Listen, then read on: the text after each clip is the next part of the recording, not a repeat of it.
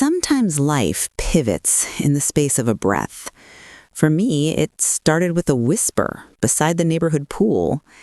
"Play light-headed," Gabe Lawson said. He pressed a blue wristband into my palm. "Clear the water. Don't touch the ladders." 10 minutes later, the sirens came. They carried Gabe out on a backboard, his arm burned, his face gray.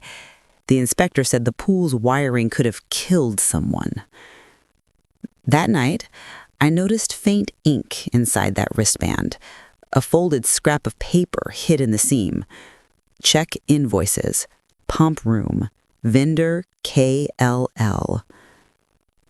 The next morning, our HOA president smiled for the crowd and called it a freak accident. But when I looked at her paperwork, the same 3 letters appeared again. KLL. Overpriced rush fees, off-market equipment, cash payments. Then my phone buzzed with a text from an unknown number. "Stop digging, Evelyn. You got lucky once." I teach children how to read stories, how to follow the clues that hide in plain sight. Now, for the first time, the story was mine to read, and the clue was a blue wristband left by a man who died to save our kids. When your neighbor whispers, "Get out if you want to live," what do? I cleared the pool, and then I started digging. It was the first Saturday of June in Brixton Heights, North Carolina. Opening day at the HOA pool. The sky had that clean, rinsed blue we brag about to out-of-towners, and the smell of sunscreen mixed with grill smoke drifted over the water. Kids shrieked, parents hovered, and someone's Bluetooth speaker fought a losing battle with a chorus of cicadas. I was balancing a plastic platter and 3 stacks of napkins, thinking about whether to make chicken pot pie or meatloaf when my daughter came to visit next weekend, when our newest resident, Gabe Lawson, stepped between 2 lounge chairs and changed everything. Gabe was mid-50s, maybe a hair older than me, with a calm that felt like a choice. He'd introduced himself the week before, metal worker, night shifts, rented phase 2 at the far corner by the retention pond. He was one of those men you don't notice until you realize he's the one quietly fixing things while everyone else is posting about it on the neighborhood page. That morning, his eyes were wrong, unfocused, wet at the edges, like his thoughts were sprinting faster than his lungs. He held out a folded blue wristband and pressed it into my palm. His fingers trembled. His lips barely moved. "Play light-headed," he whispered. "Clear the water. Don't touch the ladders. Now." For a beat, I wanted to file it under bad jokes and TikTok pranks, but something inside me, a mother's radar honed over 3 decades, the same radar that smells a gas burner before you see the flame, went hot. I swayed, pressed the back of my hand to my forehead. I think I'm a little dizzy. The heat's getting me. Can we get everyone out? Just for a second. Carla, our teenage lifeguard with a sunburned nose and a whistle that means business, put 2 fingers to her mouth and blew. "Out of the water! Calmly! No running!" Parents grumbled, but water obeys whistle the way traffic obeys blue lights, and within seconds, the pool was a ring of dripping ankles and high-pitched protests. Gabe had already slipped past the pump room gate. 10 minutes later, I'd barely gotten through, "No, I don't need an ambulance, just a fan and some ice," when the first siren tore down Brixton Lane. The fire truck barreled past the hydrangeas. The city inspector's white SUV slid in behind it. A police cruiser blocked the entrance like a plugged artery. Then someone screamed, and the sound rippled across the concrete. They carried Gabe out on a backboard. His face was ashen, his arm form had a spray of fresh burns, his mouth was a thin, stubborn line. A medic said something to the inspector that I refused to translate. I stood with a cup of melting ice pressed to my throat and thought, if I had ignored him, If I had waved it off, if I had just kept slicing brownies and pretending the world was safe because I wanted it to be. The city shut the pool before the rumor mill could choose an angle.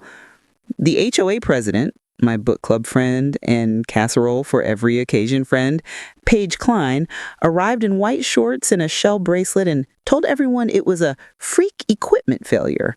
Her voice was calm, consultant smooth. We'd reopen as soon as possible.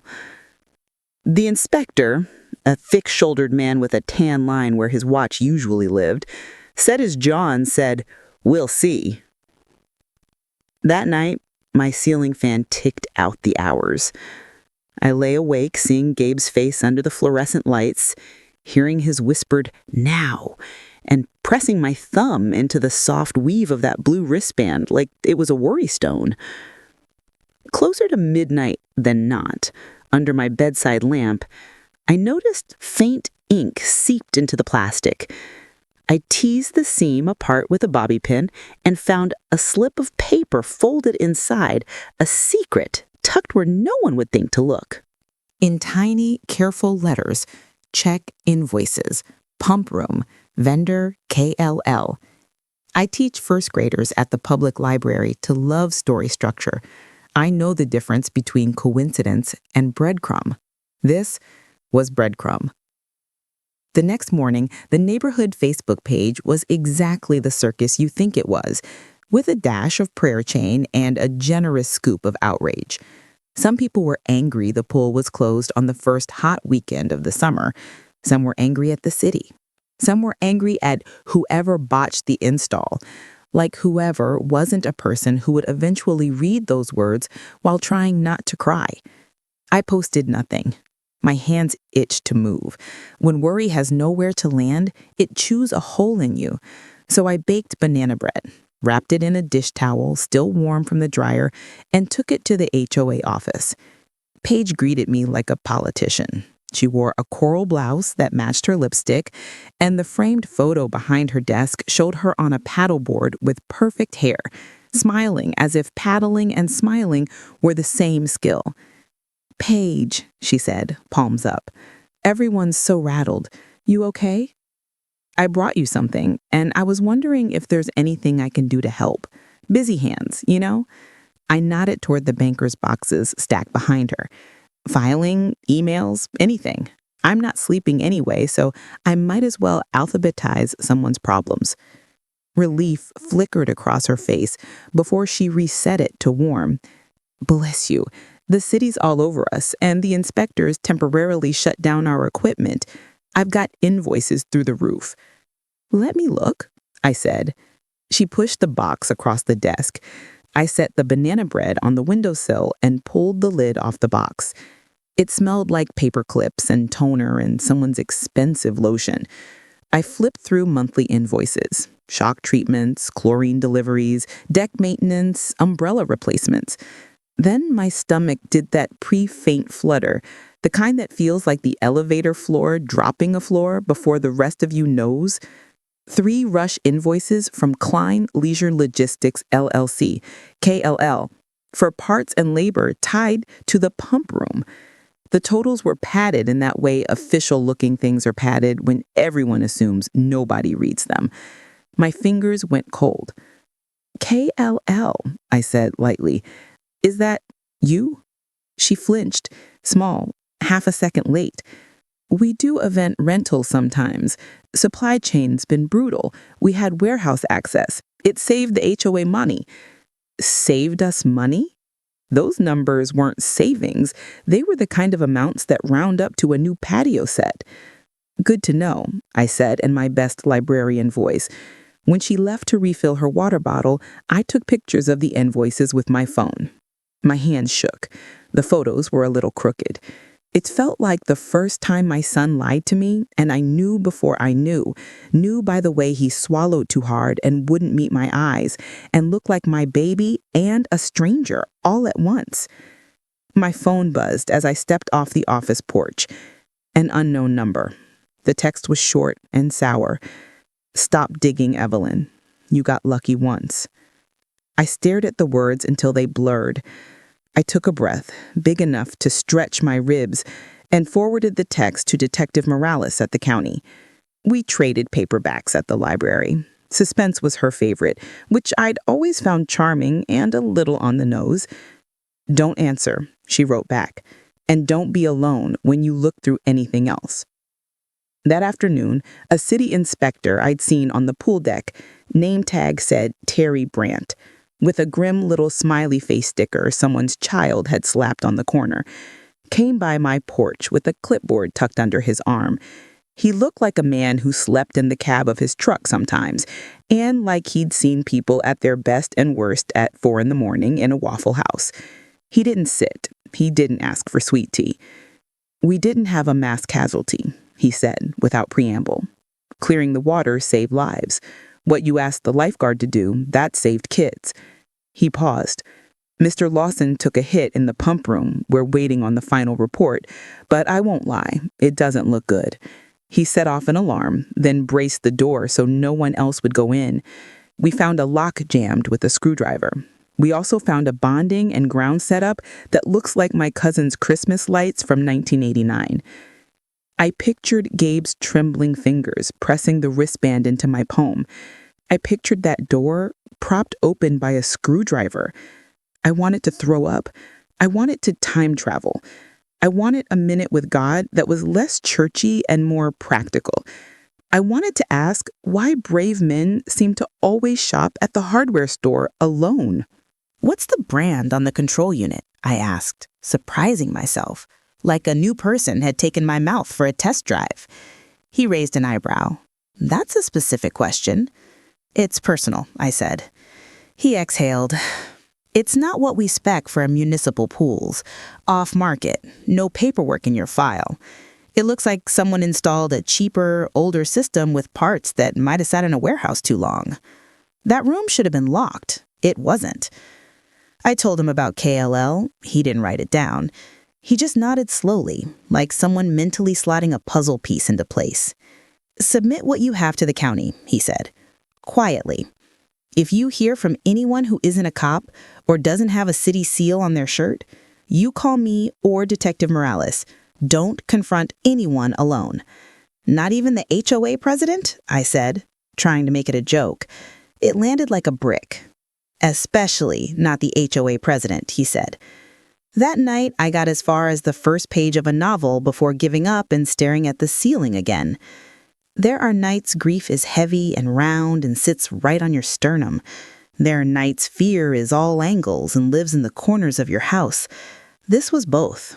Sometime after midnight, I dozed and dreamed of blue plastic tightening around my wrist like a hand. On Wednesday, my son showed up unannounced. Ryan is 31 and has the shoulders of a man who hauls lumber for a living. He smells like sawdust and truck cabs, of sweat and the good kind of work.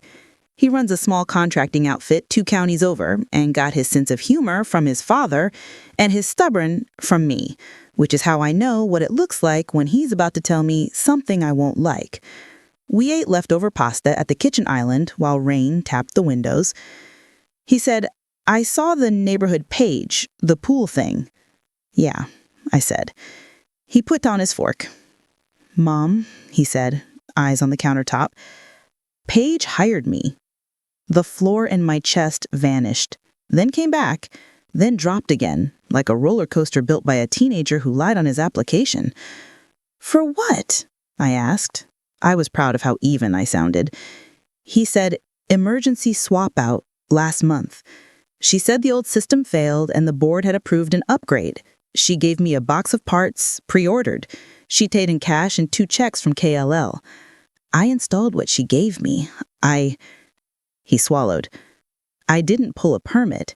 She said the HOA's guy would. I know, Mom. I know.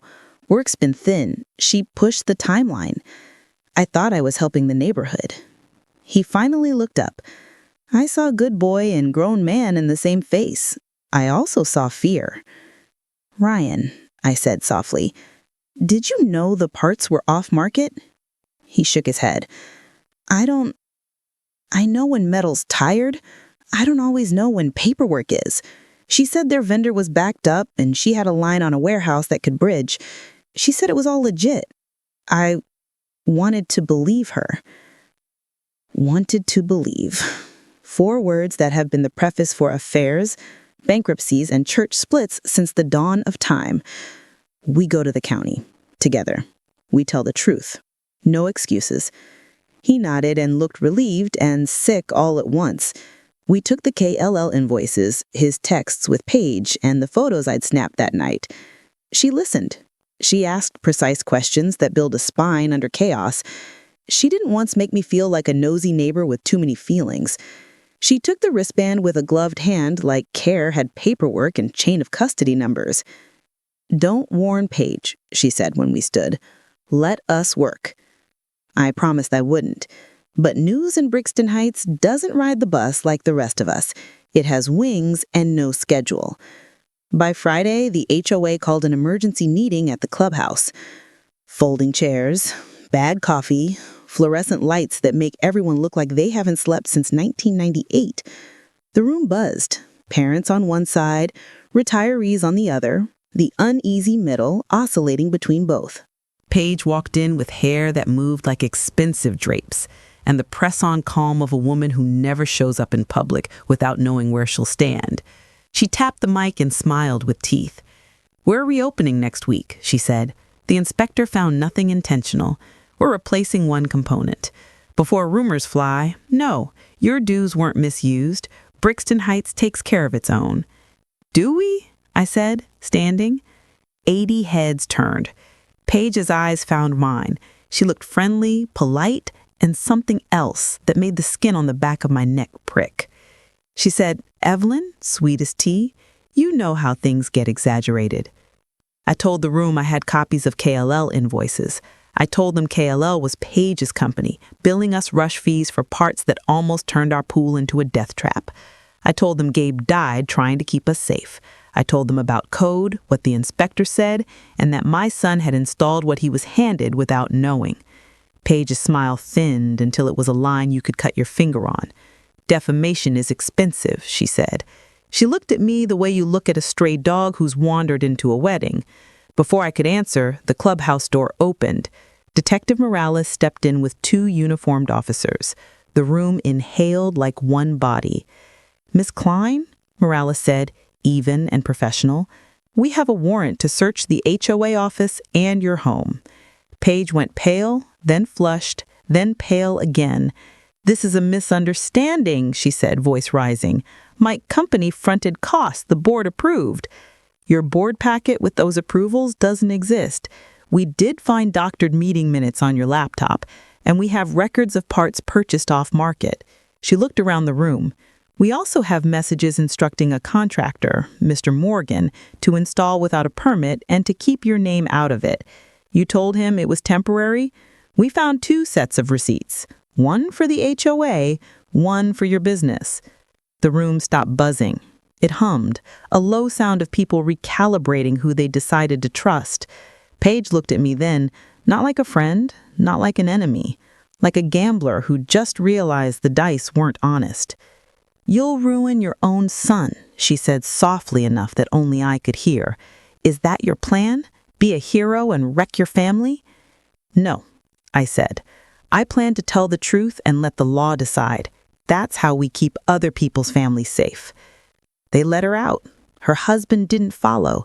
He just sat down hard in a folding chair and put his head in his hands, like the sound of his own breathing might be too much. Grief and justice make strange roommates.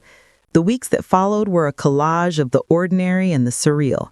I led Storytime about rabbits and rockets. I stocked the book drop and pretended not to see dog-eared pages. I took banana bread to Gabe's sister when she came to clean out his apartment. He'd been saving for a fishing boat, a brochure tacked to the fridge with a magnet shaped like Florida. I cried in my car in the Harris Teeter parking lot twice. The county called. Ryan hired a lawyer, turned over everything, and stood in a courtroom under lights that make you feel 10 years older and said, "I cut corners. I believed what I wanted to believe because it was easy. I'm sorry." He received probation, fines, mandatory classes on code compliance. He started volunteering at the firehouse, rolling hose, cleaning trucks, sitting with the old guys who still call it the engine. Shame remade him in the quiet hours. He came over on Sundays and ate meatloaf at my kitchen table and looked at the empty chair across from him the way you look at a door you wish you had never closed. As for Paige, the charges included fraud, falsified records, and reckless endangerment. When the judge barred her from serving on any board that handles community funds, you could feel the exhale ripple through the neighborhood like a wind you didn't realize you were braced against. On a Sunday in late August, the pool reopened. New equipment installed with enough paperwork to make a bureaucrat weep. Permits laminated and taped near the gate like blessings. The water glowed that particular summer blue you only get under Carolina's sun. Kids cannonballed themselves back into joy. At the base of the flagpole, there's a small plaque now.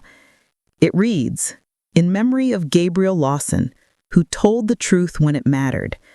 Sometimes I sit there with a styrofoam cup of bad concession stand coffee and think about the quiet ways love looks. Not the romance novel kind, though I have a stack of those by my bed. I mean the kind that warns you in a whisper, that teaches your grown child what accountability actually is, that chooses honesty over convenient loyalty. It turns out the part of me that didn't ignore Gabe wasn't heroism. It was habit. I have said no to easier lies for years, small ones, the kind that erode you molecule by molecule. I think that's how you get ready for the big moment. You practice. A week after the reopening, the mail brought a padded envelope with no return address. Inside, a blue wristband, like the first, clean and new. On the inside, one sentence in careful block letters. "You did good. G." I pressed it flat against my palm until the plastic warmed. Then I slipped it into the kitchen junk drawer with the rubber bands and birthday candles and stray paper clips, the ordinary archive of a suburban life. That's where it belongs, not on a pedestal, with the stuff you reach for on days you need to hold something small and remember who you decided to be. I could stop there. Most stories do. But life isn't tidy, and endings are usually just places where we stop telling the truth out loud for a while. So here's what came next. Because if you've stayed with me this long, you probably care about the parts the highlight reels trim away. 2 weeks later, I was shelving returns at the library when I saw Paige's daughter in the young adult aisle. 16. Blue hair. Sweatshirt sleeves covering her hands, even though the air conditioning was fine. She picked up a novel I'd loved at her age and put it back like a habit she didn't believe in anymore. I stood there with a plastic cart and a mouth that couldn't decide between hello and I'm sorry and none of this is your fault. She turned and saw me, her chin tilted, defensive and brave. "I liked your mom," I said, because that was true. I liked the version of your mom I knew. She stared at me a long moment, then she said, like a dare, "She liked you too." I nodded. We stood like that another breath, two strangers connected by a woman we'd both misjudged. Then I went back to shelving and she checked out the book. That night, after dinner, I pulled a dusty box from the hall closet and sat on the living room carpet. Inside were small lives, the hospital bracelet from the day Ryan was born, a crayon drawing of a stick figure family with a cat we never owned, a Valentine made of construction paper and too much glue. There were photos, too. The three of us at Myrtle Beach in the 80s, my hair a mile high, my husband's arm around my shoulders, Ryan's feet covered in wet sand. The longer I looked, the more the edges softened, the sharper parts of memory rounding off like river stones. We were all so sure we were right then, so sure our little decisions would stay little. People in town asked if I regretted speaking up. I told them no. Because the truth hurts, yes, but lies poison slowly. I'd take a clean wound over rot any day. There were nights I was not brave. There were mornings I waited until the house was empty to cry, because crying is work, and dignity is too. There were days I wanted to call Paige and ask her to tell me a version of events I could live with. There were days I wanted to call Gabe and ask him if the afterlife has community pools, because it's hard to imagine heaven without laughter and chlorine. But I didn't call anyone. I wrote lists. I baked. I watered the hydrangeas. I learned the names of the firefighters at the station where my son pulled hoses and mopped floors on Saturdays. One afternoon, I parked in front of the county courthouse to drop off a form for the library's summer reading grant and watched a woman I recognized from HOA meetings walk down the steps with a brown envelope hugged to her chest. She looked older. Or maybe she looked like herself without the weight of pretending. That's a kind of age, too. She saw me. She paused. Then she walked to my car. "I'm sorry," she said. We both knew she wasn't apologizing for anything she did. She hadn't done anything but trust the wrong person and be loud about it. But that's what women do, isn't it? We apologize for existing near things that fell apart. "You don't know me that," I said. She nodded like she did anyway.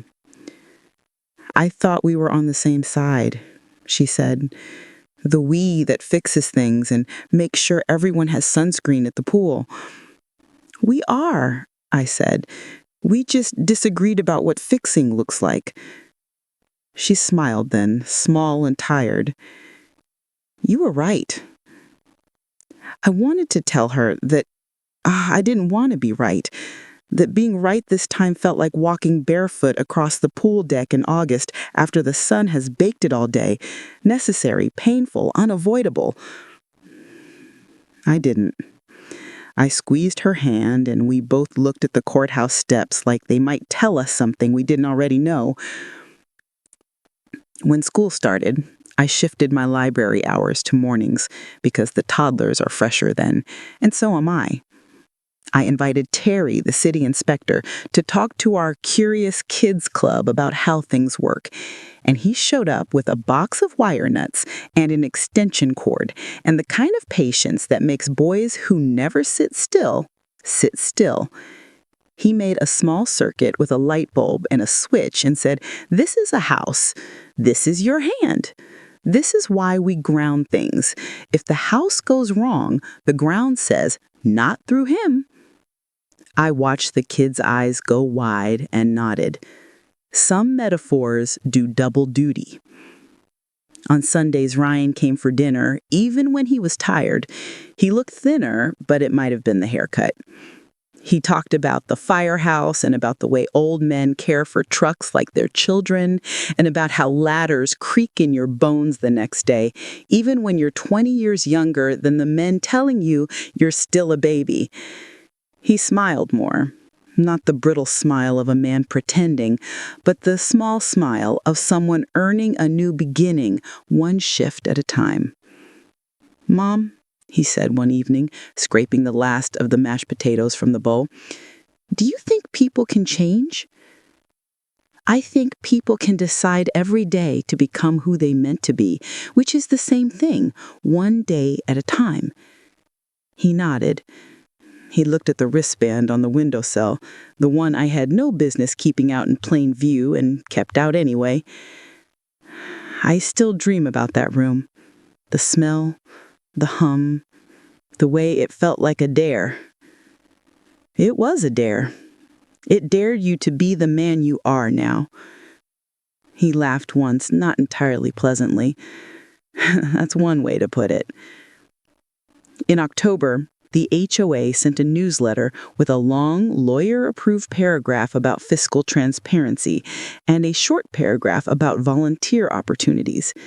They asked me to sit on the budget committee, which I said I would if there were cookies at the meetings, which is my way of saying yes and setting standards. The first meeting was polite and stiff and full of old vocabulary wearing new coats. Reconciliation, compliance, oversight, trust. We ordered a pizza. We read contracts out loud. We asked questions that made people shift in their seats. It felt like good church. Later that month, Paige's case made the local news again. There was video of her walking into the county building in a blazer that was trying too hard. The newscaster mispronounced my last name and then corrected it in a way that told me someone in the control room had a mom like me. People texted me screenshots. I said thank you and put my phone face down and chopped onions until my kitchen smelled like honesty. On a Tuesday close to Thanksgiving, a postcard arrived with a Florida postmark. The front showed a pelican on a piling. The back said, in neat printing, "Thank you for caring about my brother. He talked about you. I hope the fish bite where he is. M." I pinned the postcard to the corkboard by the pantry, next to the coupon for 10 cents off dish soap and the elementary school flyer about the canned food drive. It looked right there among the small economies we practice without applause. The winter in North Carolina was mild, which always makes the first cold snap in January feel personal. I learned the trick of tapping the pool gate latch with the back of your glove to see if it sticks. I learned the names of 3 more dogs whose owners never learned to hold a leash tight when a squirrel runs by. I learned that if you want to feel part of something bigger than your house and your worries, you can show up to a county commission meeting and listen to people talk about culverts with more passion than I've seen at some weddings. Ryan came on New Year's Eve. We ate chili and soup mugs and watched a movie we'd both seen a dozen times. At midnight, we raised plastic cups of ginger ale and toasted to better endings. He got up to wash the dishes and I let him, which is its own kind of love. In February, I bought a new swimsuit. Black, simple, forgiving.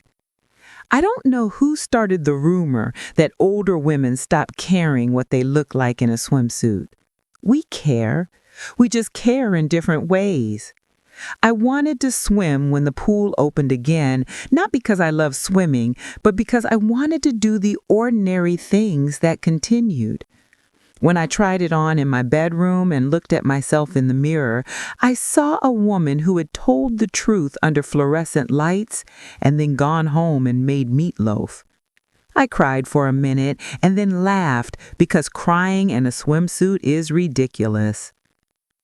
People sometimes ask how to tell if a friend is the kind of friend who will choose you over their own comfort. I tell them you'll know until it costs them something. That's the test. Not the casserole diet or the birthday text. It's what they do when the math doesn't favor them. Paige failed that math. I still miss the version of her that laughed at my jokes at book club.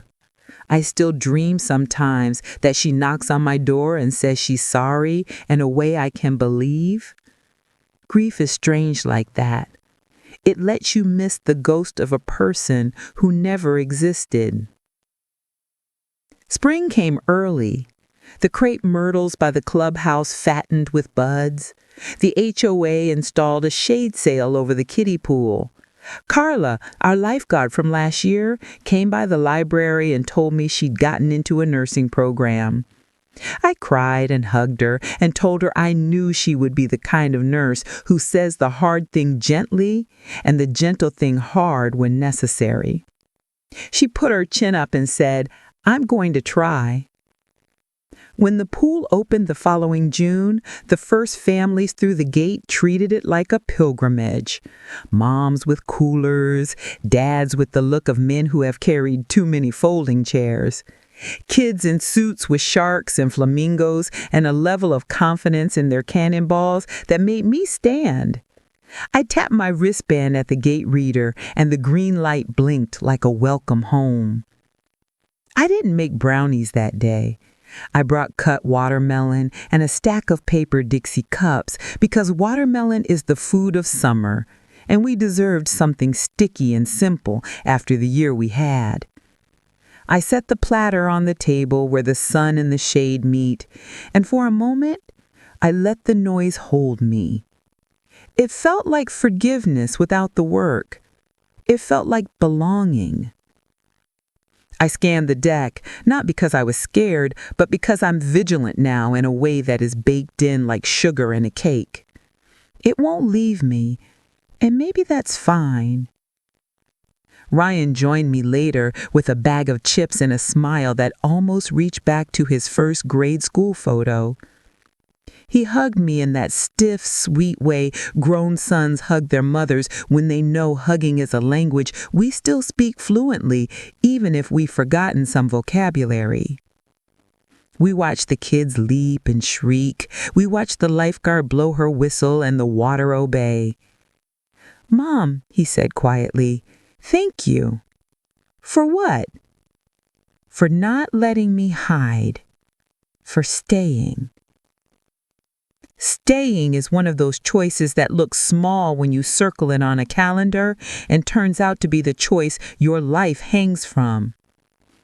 I squeezed his hand and didn't say anything, because sometimes love is confident enough to let silence finish the sentence. I check the junk drawer sometimes, the way you check your purse for your keys even while you're holding them. The blue wristband is there, tucked beside the rubber bands and birthday candles.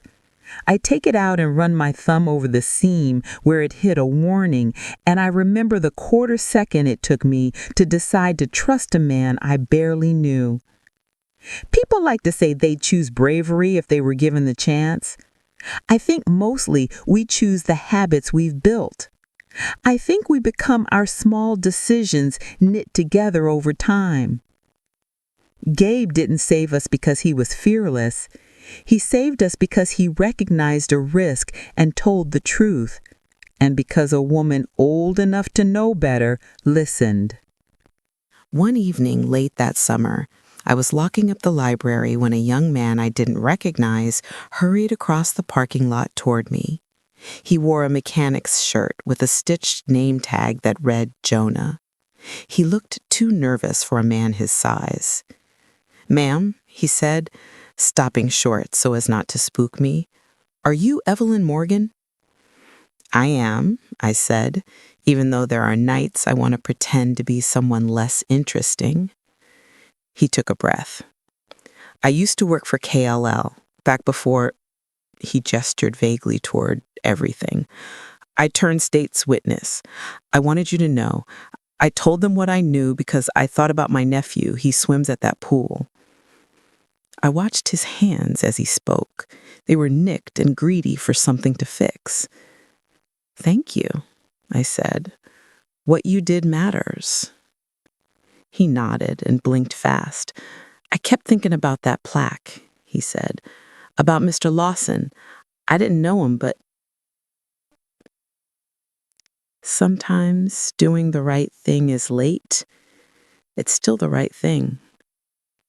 He smiled crookedly like men do when they've been taught not to cry and then find themselves 2 seconds from crying anyway. He thanked me again and walked back to his pickup, and I stood in the warm dusk feeling like something had closed quietly, a drawer shut with care. We talk in our neighborhood now about things we didn't used to. We still gossip, sure. We're better at telling the truth with our names attached to it. The budget committee meetings are longer and kinder. The minutes read like human beings wrote them, not lawyers. The pool gate latch gets checked twice a day. The pump room door has a new lock. There's a clipboard in the office with a log that shows who, when, why. People sign their names like signatures mean something, which they do. I don't think of Paige every day. When I do, it's not with fire. It's with a steady sadness that feels like what you feel when you pass the exit to a town you used to live in and realize none of your friends are there anymore. I think she believed she was solving a problem. I think she liked the math of a shortcut and the thrill of being the hero who makes a call that gets done what everyone else said would take too long. I think she told herself enough stories that the truth got blurry and then unrecognizable. I have done smaller versions of that. We all have. She just did hers where it could kill someone. At the end of that summer, the HOA held a potluck in the clubhouse. Fluorescent lights again, bad coffee again, better cookies because I made them. There was a table for desserts, one for salads, one for crock pots that smelled like love and overcooked beef. At the start, there was a moment of silence for Gabe, which felt too small and exactly right. Then the noise rolled up like a wave, kids weaving between chairs, adults negotiating space with paper plates and plastic forks. Breezes made of gossip and forgiveness blew across the room.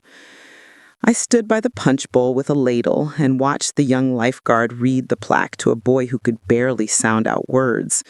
I watched the inspector nod at me from the doorway and raise a plastic handless cup in salute. I watched my son carry 2 plates, one for himself and one for me. And I thought, this is what victory looks like in a life like mine. Not confetti, not a speech, plates and people and a woman who didn't sit down when her legs got tired because there were things to be set right, and she knew how to use a ladle. On the drive home, the air came cool through the open window, and the radio played a song I'd loved in college and then left behind accidentally when I traded mixtapes for mortgage payments. I sang along. My voice was off, but joy doesn't demand pitch, only participation. Every so often, standing at the kitchen sink, I catch sight of the wristband on the counter where I've left it to remind myself that listening can be a kind of courage. I pick it up and turn it over and ask myself quietly, who do you want to be if the world gives you 20 seconds and a choice? And every time, I answer the same way. I want to be the woman who believes the whisper. I want to be the mother who chooses truth over convenience, love over loyalty that hurts people. I want to be the neighbor who brings watermelon and calls the city when something smells off and says thank you to the man who fixed the ground so the current wouldn't go through our kids. I want to be more like Gabe and a little less like the parts of me that want to sleep through the siren. If you're listening to this and you've made it to the end, maybe you've been through something that bent you. Maybe you're deciding who to trust or whether to tell someone what they don't want to hear. Maybe you think telling the truth will ruin your family. Maybe it will save them. I can't make your choice for you. I can tell you this. Doing right rarely looks dramatic. It looks like a woman telling the truth in a clubhouse under fluorescent lights, then going home to wash dishes and tuck the wristband into a drawer, because sometimes the most holy relics look like plastic. Sometimes life takes a breath and pivots. Sometimes you take a breath and pivot it back. And sometimes, most of the time, what saves you is not courage with a soundtrack. It's a whisper and a habit and a blue band pressed into your palm by a man who decided his life was less than a child's, even if that child belonged to a stranger. I am not braver now than I was before. I am just awake, and I plan to stay that way.